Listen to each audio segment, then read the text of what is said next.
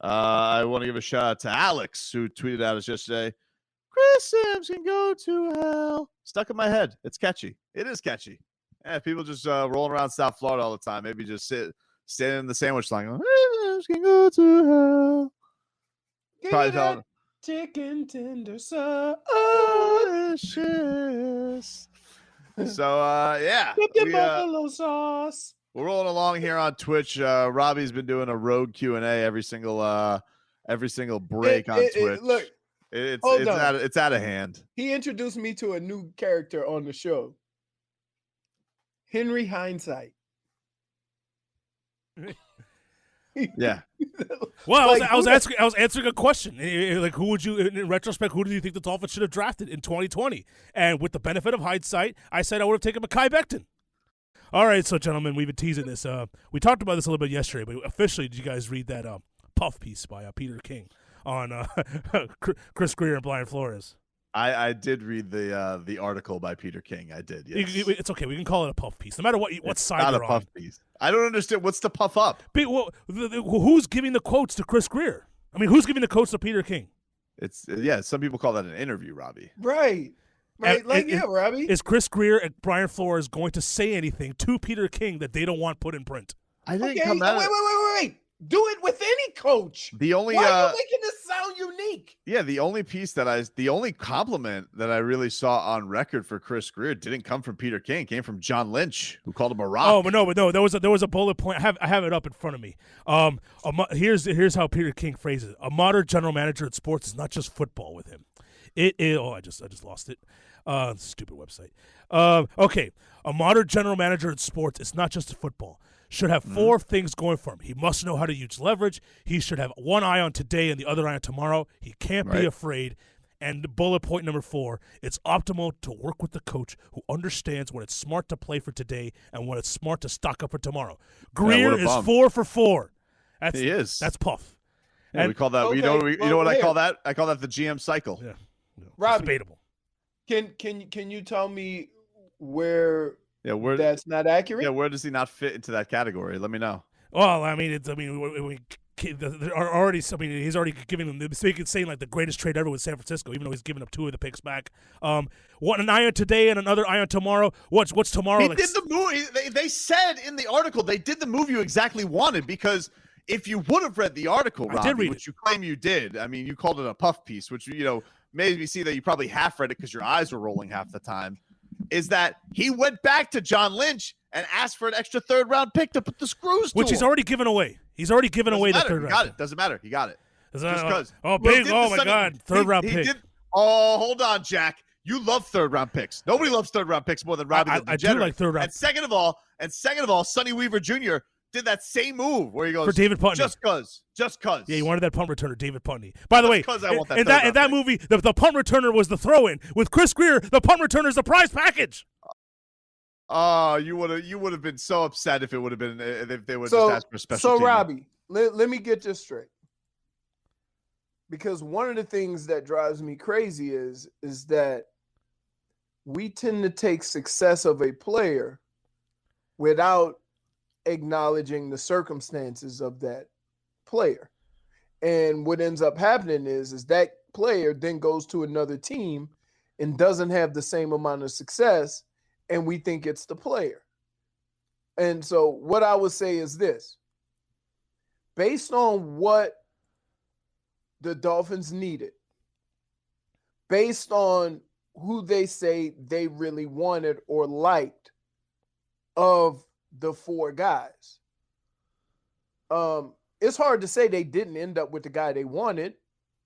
And even if you don't agree with that, if you look at what this team needed, okay, as far as speed, as far as playmaking ability, if you look at those 4 guys, and Kyle Pitts, Jamar Chase, Jalen Waddle, and Devontae Smith, the guy who best fits the needs of the team was Jalen Waddle. All right, Leroy, you were not saying that before the draft. Now, I'm not, and don't misunderstand what I'm saying.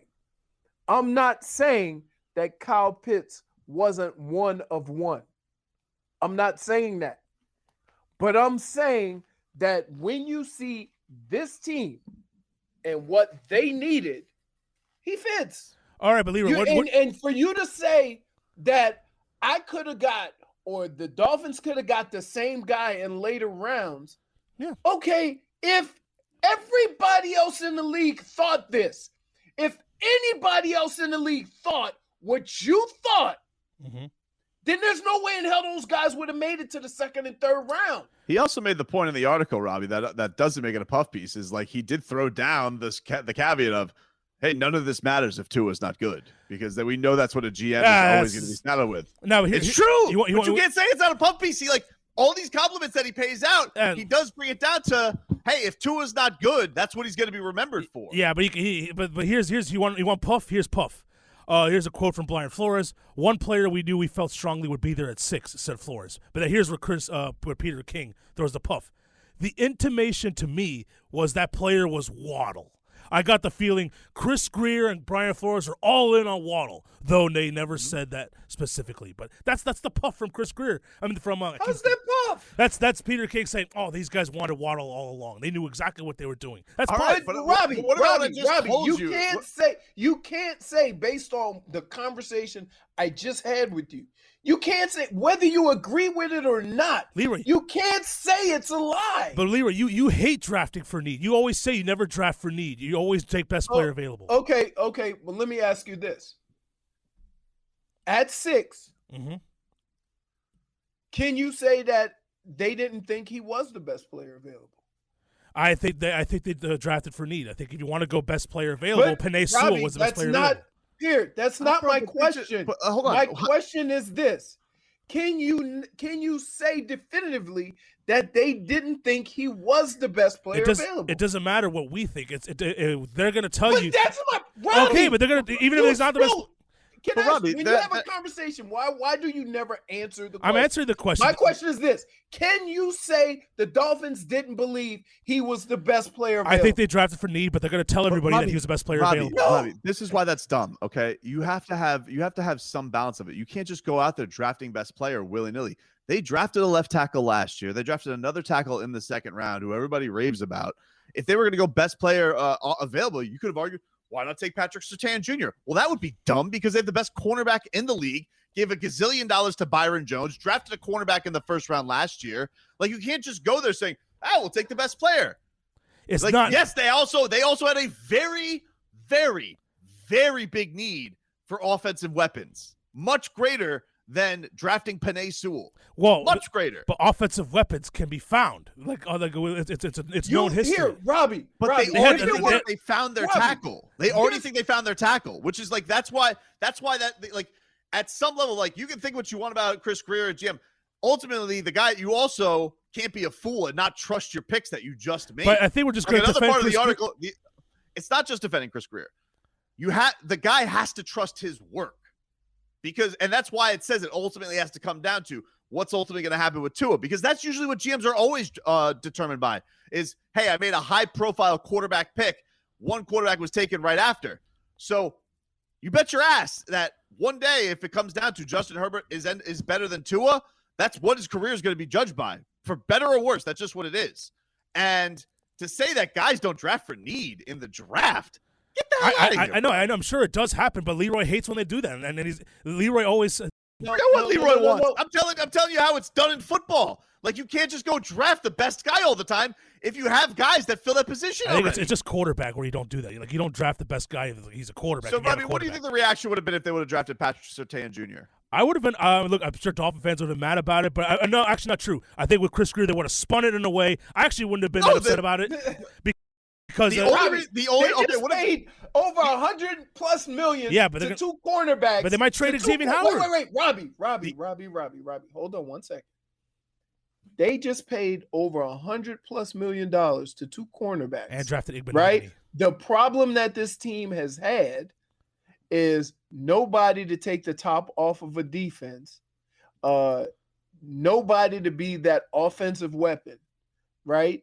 With all the offensive weapons that were available at that pick, if they had taken a corner, you would have lost your mind. Stop lying, I'd rather had that than Jalen Waddle. Yes. The only thing, because that tells me they're going to keep Xavier Howard. It tells me they're going to keep Xavier Howard. The only reason you would have said that is because the guy is the son of a Dolphins great. That's the only reason. I like Patrick. It's the only thing that. It's the only. who doesn't love Patrick Surtain? He's a legend. But they don't need his son. They're correct, but what if they're gonna, like we've heard all offseason about them trying to make it J.C. Horn then. Make it J.C. Horn. Fine, J.C. Horn. Fine. Make it J.C. Horn. We would have thought it was so dumb. If in this current Dolphins situation, okay, you would have been okay if the Dolphins with the 6th pick had taken another corner, as opposed to taking no. Yes. Say it. Yes or no? Over Jalen Waddle, yes. I would have been upset that they didn't take Sewell. You, my boy, I would. What we like to call in the business an idiot. What? We take a break. No. All right. No. What do you mean no? First of all, we have. Yes, it's time to take a break. And we got to switch. Second of all, I want to get to something else that Brian Flores had to say. Oh, the Whopper from that article. And I don't want to debate whether or not it's a puff piece or not anymore, because it wasn't. It was an interview. Puff. You're puff. Speaking of coaches, now I want to get to this from the Peter King article. I'm tired of talking about the Jalen Waddle thing. Be beaten to the ground. Robbie's been boxed in left and right. All right, I don't know what you guys are talking about. I just don't have Homer goggles on. I don't want to tell you. You guys just defend Chris Greer no matter what. You believe everything the Dolphins say to you. More. Nope. Listen, you enjoy your stay at the gift wrap department, because go ahead. Tell about Brian Flores' latest lie. It's not a lie. We don't know what it is. It's a massive lie. Go ahead, say it. All right, so he suggests to Peter King, Leroy, Tua's going to have a longer leash in year 2, all right? He did that whole thing where he's like, Tua, a lot of people are improving. Team's not just on Tua. That's a lie. That is a lie. That's the thing just coaches say. It is all on Tua. Let's be honest. Really? We know. So he says, Tua's been working. All signs point to what I say based on my experiences. He's doing everything necessary to make some improvements. That's all we really can ask for. My thing is, if you put the work in, the results will take care of themselves. Then he goes on to say, this is the interesting part. Last year's situation is, we've talked about this numerous times. If he had started the season, we wouldn't have pulled him. We put him in. Hold on. Don't laugh. Let me finish. Guys are such idiots. We wouldn't have pulled him. We would have put him in. We're in the playoff chase. And at that point, second half of a game 15 at Las Vegas, where Ryan Fitzpatrick entered in relief, it's, hey, we've got to do whatever we got to do to try and win. But no, my confidence wasn't shaken. Oh, yeah, right. Except for his confidence was definitely shaken when he put in Fitzpatrick. Well, at that point he's saying it was, but he's saying it hasn't been from that. And by the way, do we have a time machine? Can we go back in time to week 1 and Brian Flores make Tua Tagovailoa the starter and see if he would have actually benched him and fall through on his word? No, he could say that because he knows you don't have a time machine to go back in time. Oh, who cares? You guys really believe that? That if you guys believe that, you guys are just gullible. I actually do. Idiots. I actually. So hold on. Let me get this straight. That's a gay special. That's not a gay special. That's something Gase would say. And oh, really? That's something Gase would say. No, what Gase would say is, we're not going to have him miss a beat with Jay Cutler. Gase would have thrown a Leroy. Even you can't believe that. That's ridiculous. That if Tua was a starter week 1, he would have never been benched. I don't. I get annoyed by these conversations for this reason. I could understand why he pulled Tua. Nobody else can, but I can, because you want to look. He hasn't had a lot of experience. I'm saying Tua. He wasn't. I don't think anybody was planning on him playing last year, and he ended up playing. And so when he gets in a situation where you don't want him to start having bad habits, you pull him, because it's circumstances that nobody has been through as far as season or whatever. Well, that's the thing too, where like it comes down to like Burrow and it comes down to Justin Herbert. Like Justin Herbert had a great year, don't get me wrong, but they were never had the pressure of any kind of race to where it was ever going to be a situation that a coach had to decide something. Like it was an odd thing. Everybody said it was an odd thing when he went to Tua, when he did go to Tua, right, where they were in a good spot. And so, but he didn't waver off of the idea of, hey, I am going to put them in the best position to win, Robbie, which is quite opposite of Adam Gase, because when they were winning, Adam Gase decided, I don't like this formula. Not thanks. I'm going to go get Jay Cutler and a bunch of 5'8" receivers instead of going with the running game. Oh, you mean like the 5'8" receiver the Dolphins draft? You mean like the 5'8" receiver the Dolphins drafted in the first round? That's Adam Gase, my friend. And that is where I will not allow you to slander Brian Flores with your Robbie goggles, where you like to put things up in Wackyville because you're going to compare him to the worst coach in franchise history. You really guys really believe that Brian Flores says that if Tua was a starter week 1, he would have never been benched? Like, you guys actually believe that? Then we're just going to believe everything the Dolphins say. It's a little bit of a weird. I'm not going to lie. It's a little bit of a weird thing to say, but I do believe he's going to have a longer leash this year for sure. Here's how you have to read into that, okay?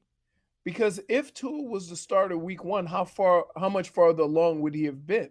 How much worse is the team? So he would have had more confidence in him, so that when it got to that point in the season, he wouldn't have felt that he had to pull. Or maybe he gets benched in week 4 instead of week 11.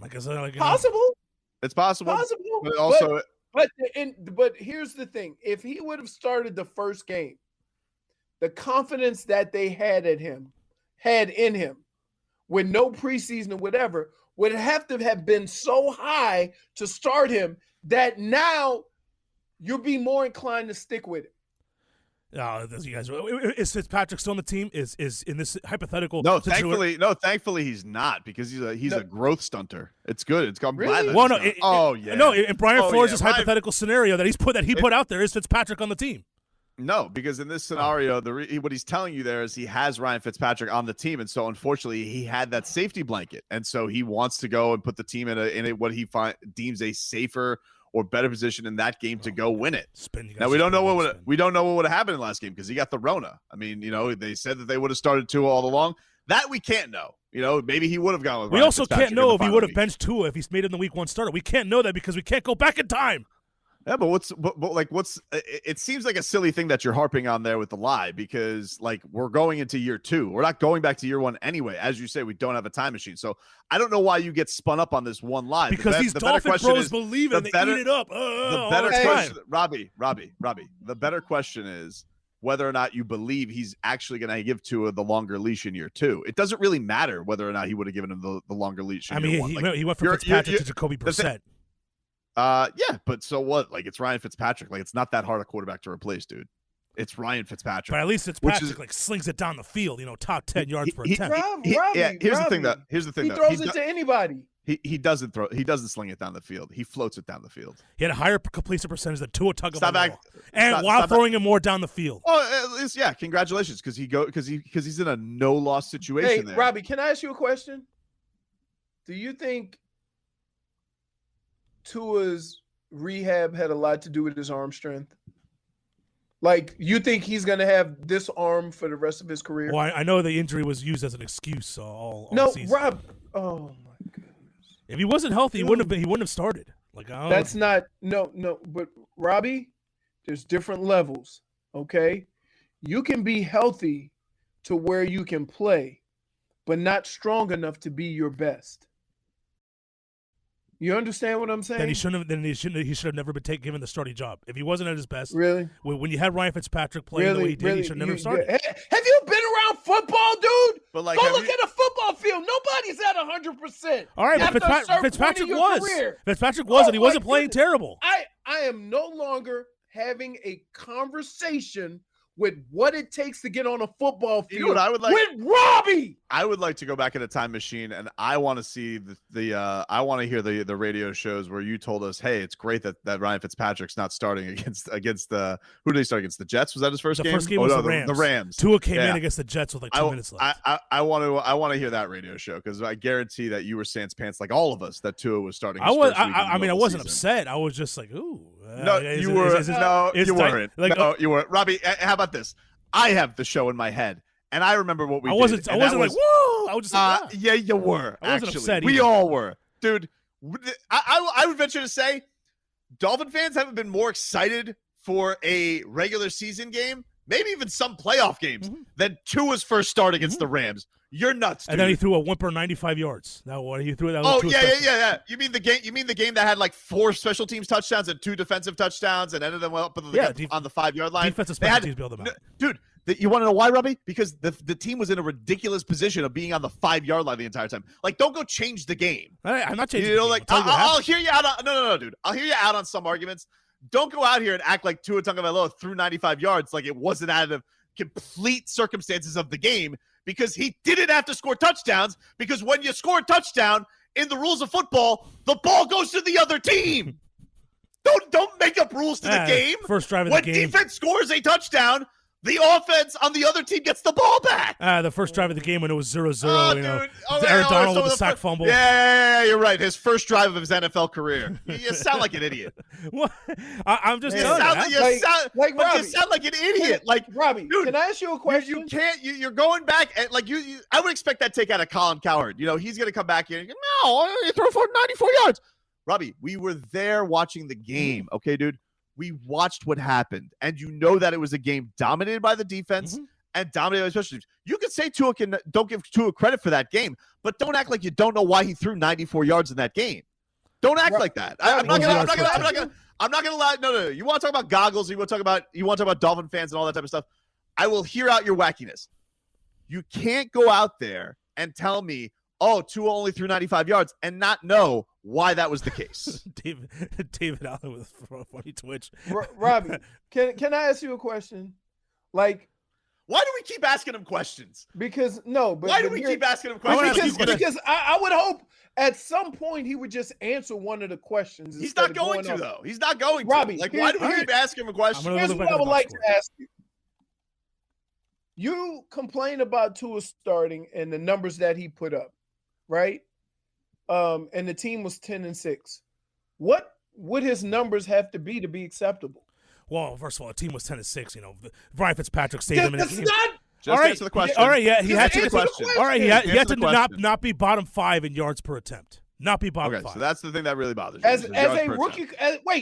As a rookie quarterback, you want him to be what, top 15? And look, there was a clear difference. As a rookie quarterback, all right, but don't, with no camp and no preseason. Oh, the same BS excuses again. The same go-to cards. Put on the same go-to cards. And first of all, Leroy, the reason why I thought Tua sucked this year is because the weapons. The biggest complaint the Dolphin fans have is lack of weapons for Tua. Answer the question. Not make his weapons worse. 15?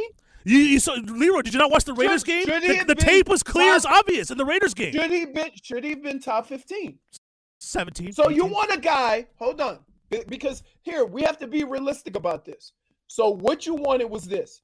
You want a quarterback coming off a major surgery. Oh, you want wait.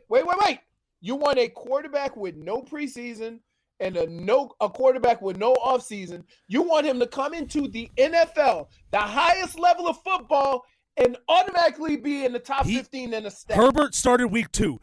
Burrow started week 1. They had less preseason than Tua did. Tua got to week 7 and had the benefit of a bye week before his first start. Like you've watched a Chargers game in the last decade and know that they haven't put up stats the entire time because they're always down a touchdown. All right, but Herbert and Burrow had less preseason than Tua did.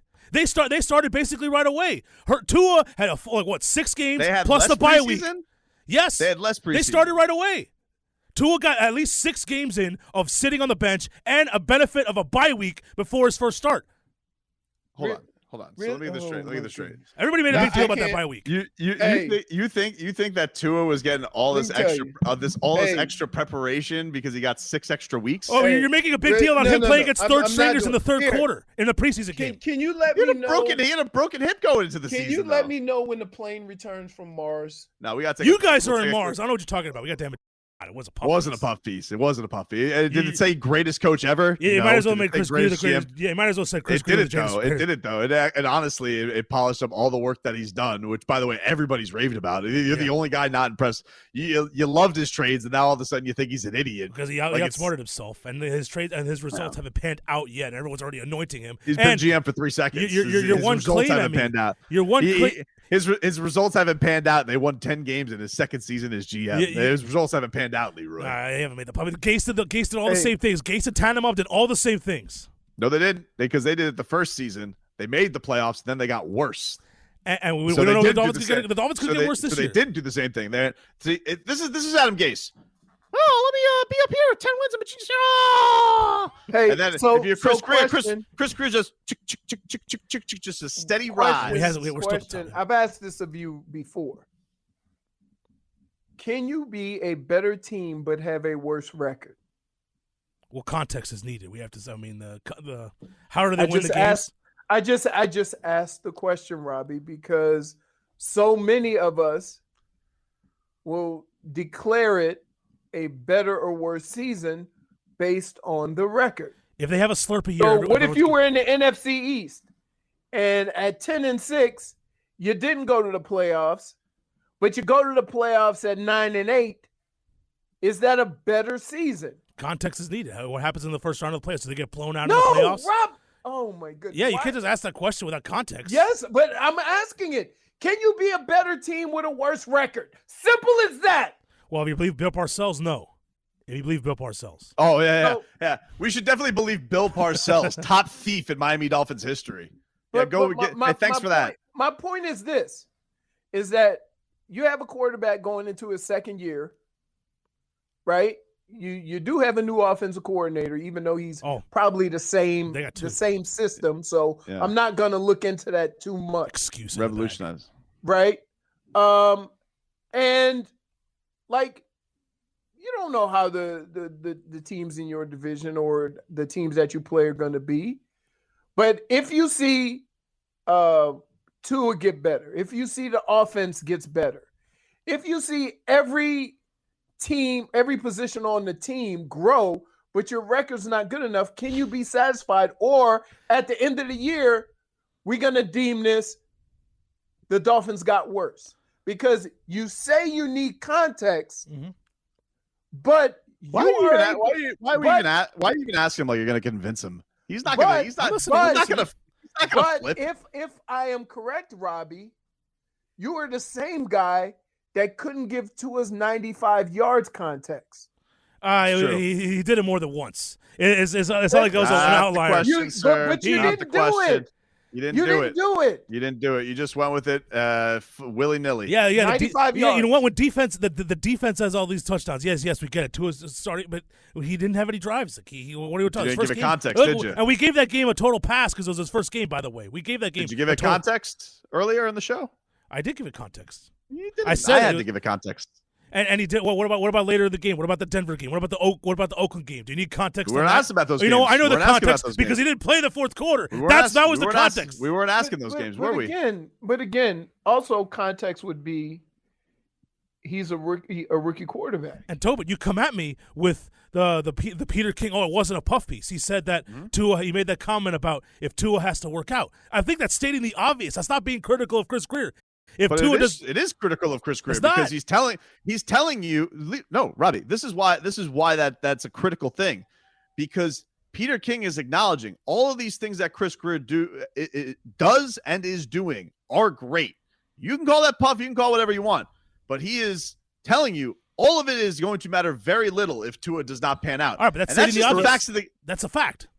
Okay, so how's it a puff piece? But it's not being critical. It's like everybody knows. It is though, because he's telling you all of these things that he's doing, and Jalen Waddle and the boards and all that they have.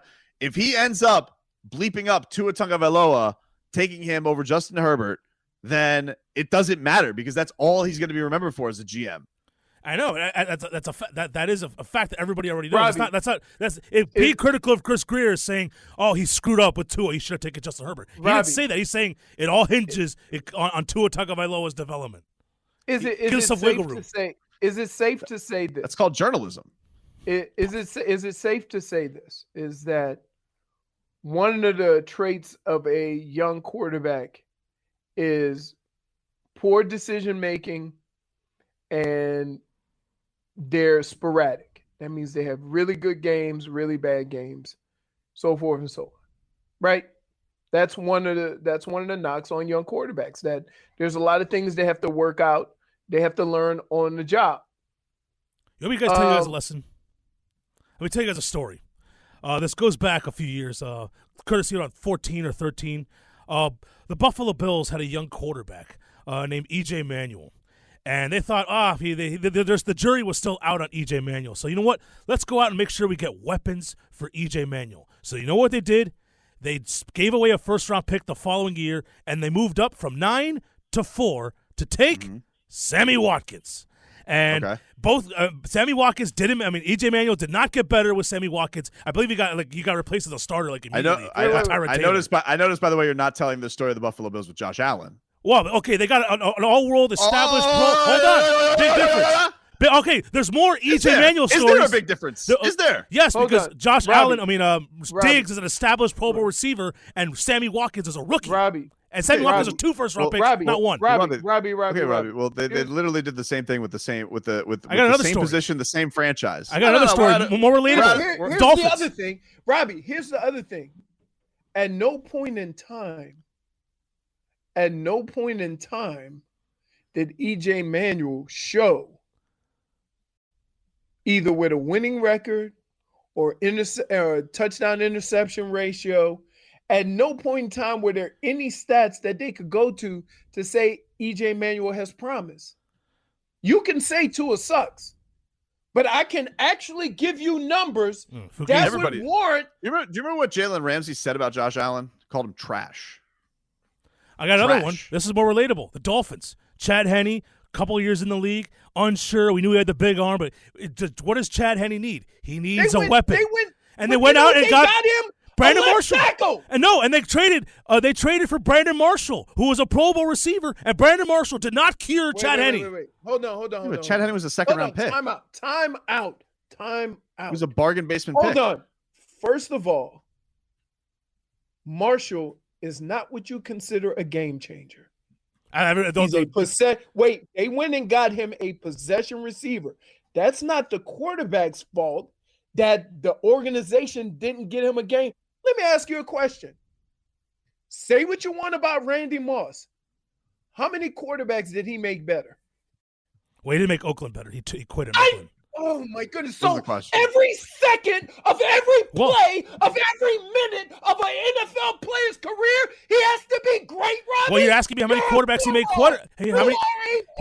Well, you're asking me how many quarterbacks he made better, and I say he didn't make the Oakland quarterback better. You made Tom Brady better. One moment in an NFL player, a Hall of Fame player's career, the one moment that he didn't. He made Tom Brady better, who was a Hall of Famer without him. What? He made Tom Brady was a Hall of Famer without Tom Brady better. He didn't make Tom Brady. He statistically had the best season with Randy Moss and Tom Brady. So my goodness! I don't know why you're so mad, dude. Because you're a moron. You're just yelling. You have 15 years. You're throwing haymakers at me. I'm hitting you with some counter punches, some counter jabs. 15 years. You're throwing Billy Joe Saunders. You had 15 years of Hall of Fame career.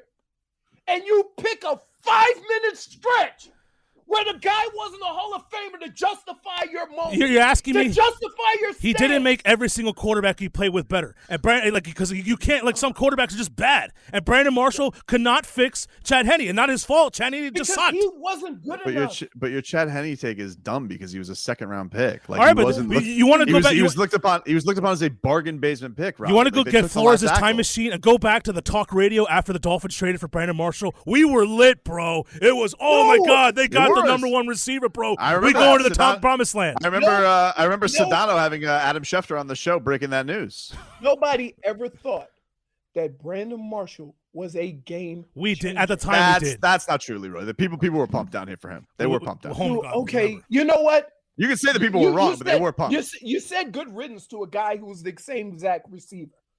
Yeah, and Jarvis Landry. Mm-hmm. So stop.